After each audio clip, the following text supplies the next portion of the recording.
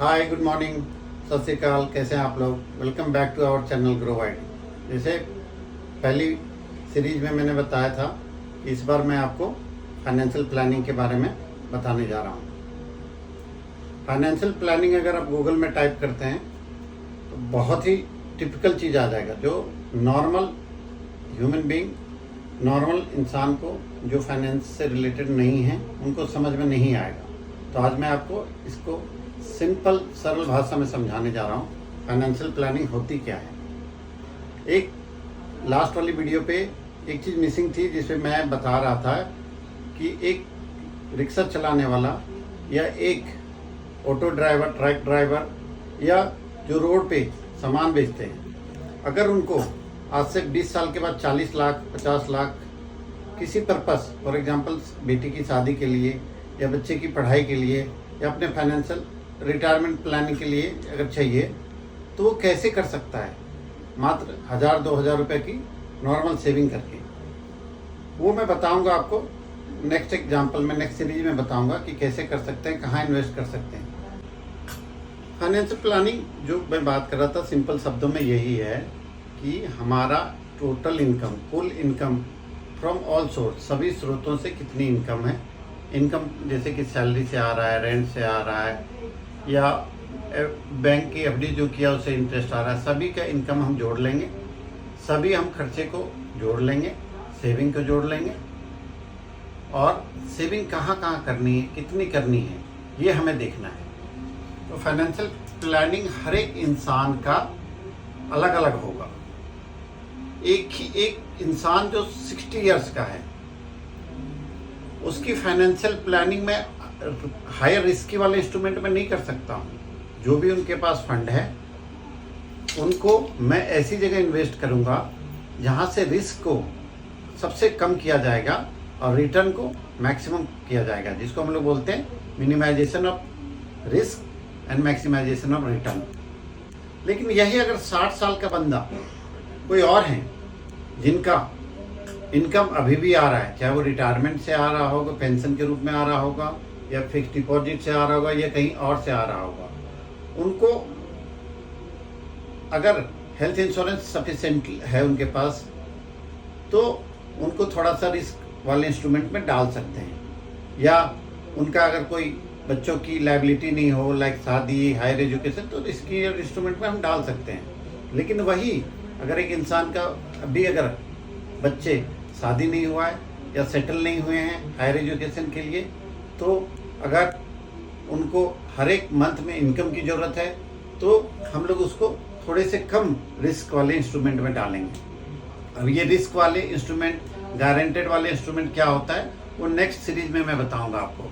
अभी मैं अगर एक दूसरा एग्जांपल हम लेते हैं, जैसे मैं अगर 42 साल का हूँ, मेरी लायबिलिटी नहीं है ज़्यादा, ठीक है, मेरी इनकम एक फिक्स आ रही है, और मेरे को अभी बच्चों की शादी नहीं करनी है, मेरे बच्चे भी छोटे हैं, मैं medical insurance sufficiently 20-25 lakh 50 lakh का ले रखा हूँ, मेरे पास टर्म इंश्योरेंस है, तो मैं स्मॉल कैप, जहाँ रिस्क बहुत ज़्यादा होता है तो रिटर्न भी वहाँ ज़्यादा होगा, वहाँ पे हम इन्वेस्ट कर सकते हैं।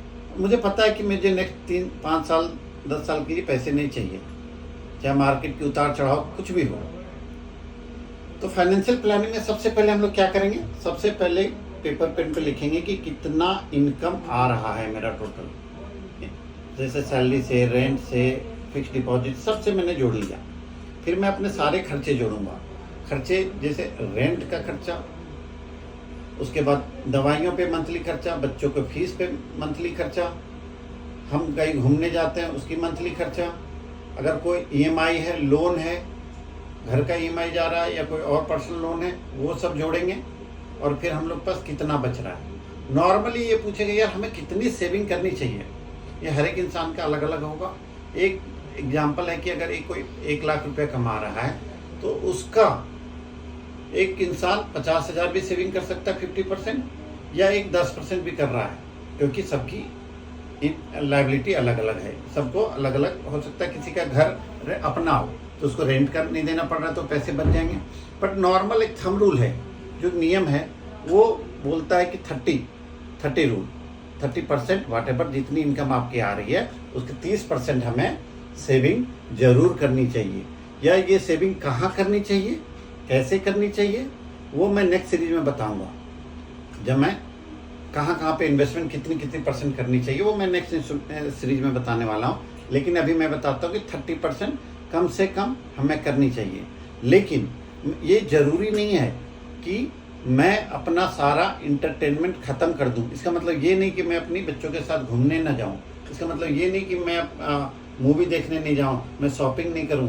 हर एक चीज़ का एक बकेट बनानी चाहिए कि मेरी दवाइयों की, हो सकती है इस मंथ में मेरे को दवाई का खर्चा नहीं लग रहा हो, क्या पता 3 महीने बाद लग जाए, तो उसके लिए हमें इमरजेंसी फंड की बकेट बनानी चाहिए, सेविंग अकाउंट में रखनी चाहिए, आरडी करनी चाहिए, या थोड़ी सी उसको ऐसी जगह इन्वेस्ट करनी चाहिए कि like liquid fund, mutual fund में होता है वहाँ इन्वेस्ट करनी चाहिए जहाँ एश्योर्ड रिटर्न होती है कि आपको मार्केट से इम्पैक्ट नहीं हो, ताकि आपको अगर इमरजेंसी में ज़रूरत पड़े, उसको इमरजेंसी फंड बोलते हैं कि उसको यूज़ कर सकते हैं। दूसरा चीज़ होता है कि मेरे बच्चे का फीस टोटल जोड़ लेते हैं, या हमें लगता है कि यार अप्रैल में नॉर्मली ज़्यादा फीस लगती है तो हम उसको अभी से सेव करके रख सकते हैं। या फिर हम लोग को लगता है कि हम लोग साल में एक बार कहीं घूमने जाएंगे, चाहे इंडिया के अंदर या इंडिया के बाहर, तो उसका भी अगर हम बकेट बना सकते हैं कि मेरा 1.5 लाख या 2 लाख रुपए साल का खर्चा होगा तो मैं अभी से उसको सेव करूँ।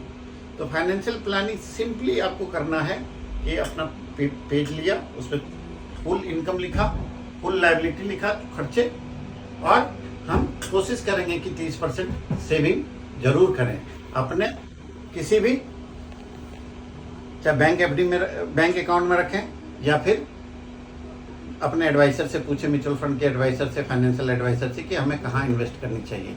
अगली सीरीज में अगर आप वीडियो अगर मेरा देखते हैं तो वहाँ पे आपको पता चल जाएगा कि एग्जैक्ट में कहाँ पे कितना करनी चाहिए।